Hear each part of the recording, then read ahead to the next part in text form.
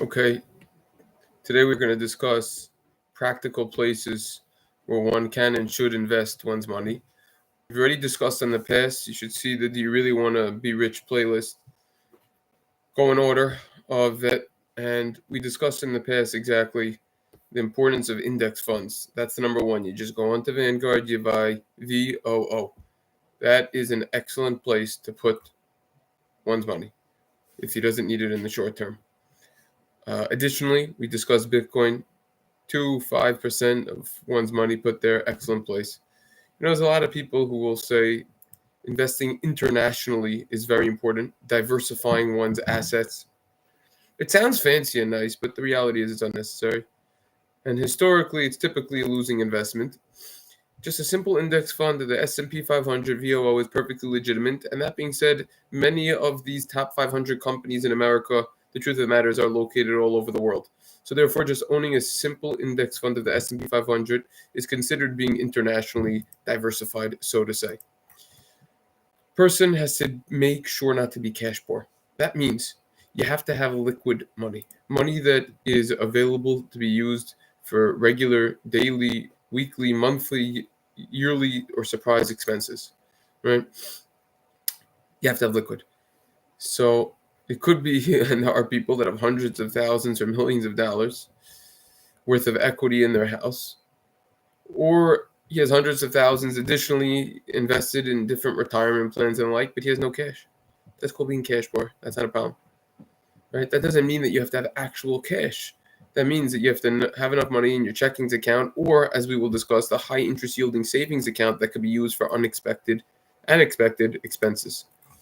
Now, another place to invest one's money: bonds, CDs, high interest yielding savings account, money market funds. Right? The older a person gets, the more should be invested in these types of investments that we just listed right now, such as bonds and the like. Mr. Nathan Sachs, vice president, I don't know if he still is, of the Mercantile Safe Deposit and Trust Company, he writes in his letter of recommendation to the Meister Plan that younger people should be more heavily weighed in equities. Equities is a fancy word for stock. The reason is because it's long term. The percentage allocated to bonds, money market, securities, for example, high interest yielding savings account, that should increase as people approach an age that they plan on retiring. One popular but a little arbitrary formula is subtract your age from 100. The resulting number is the percentage of your savings you should allocate to stocks. So, for example, let's say you are 40 years old. So it's going to be a 60-40 situation over here, which means that 60% of your money is going to be in stocks over here, right? And 40% will be the other one, right? Like we just said, the bonds. Now, there are many online bank accounts that have high interest yielding savings accounts, and they don't have any risk, and they earn a higher interest rate. And these are very important. The reason why the rate is higher is because they don't have all the overhead for all these banks that they need to pay: rent, real estate, taxes on properties if they own the property, etc. And there's less overhead, and they offer higher interest rates, and FDIC insured up to $250,000. So that's definitely something to go with over there. All right. The problem with bonds and CDs, why I typically don't like them, is because if you withdraw your money before the maturity date, you're not going to get a full amount of interest. Right? So that is why I typically don't like them. Vanguard, recently, within like a year or two ago, they started offering a higher interest yielding savings account. It's called the Cash Plus account. Also, they have a money market fund, which is great. You could go for the letters. I like this one. FMFXX on Vanguard. And they're great, right? They're FDIC insured, and it's covered. It's also called SIPC insurance, up to $500,000. You can look into that more if you're interested. And it is really a great place to put money that you need, liquid money that you might need. It's just a great place to put it in. All right. Um, Another place is precious metals, gold. These are just practical places. Look, investing in business. I mean, you could do that, but it gets trickier over here. Gold is a great place. Small percentage of one's money should be invested in gold.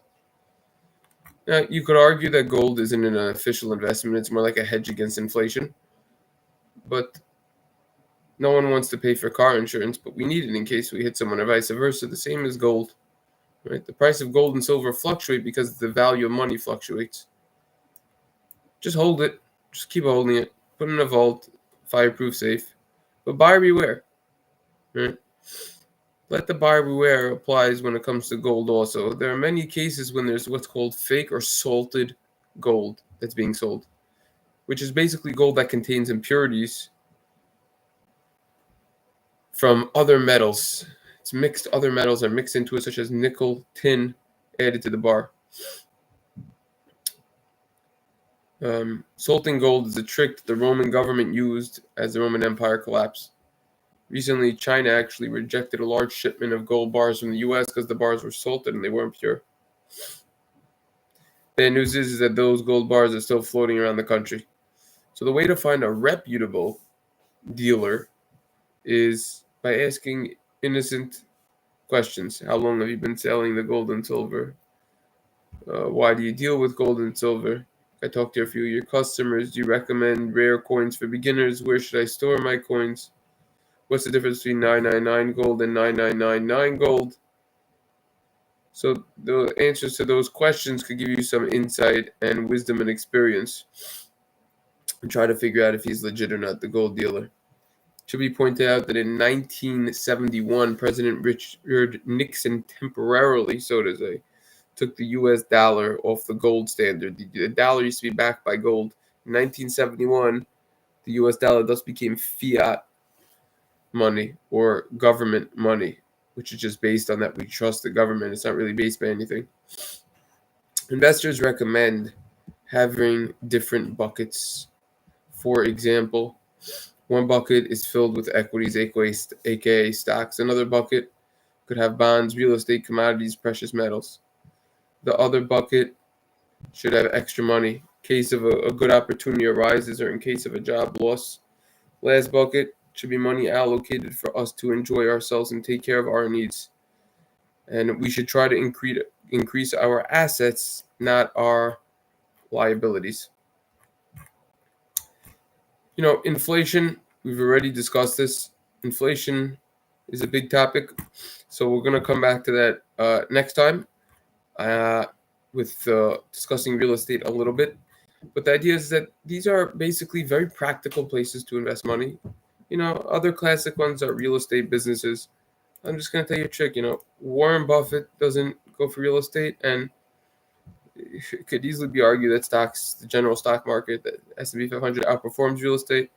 Yes, you get taxed and everything, but it's easier, it's cleaner, and this is very practical investments that we just pointed out. So, if you haven't already, you should watch the entire playlist of Do You Really Want to Be Rich? And as we continue putting these out, you'll see why the playlist is labeled this way, because we're going to get into a big discussion about Do You Really Want to Be Rich? Anyways, we're going to stop here, and I'm going to put another live stream up. We're going to do a Mishnah in Pirkei Avos right now, get some actual Torah.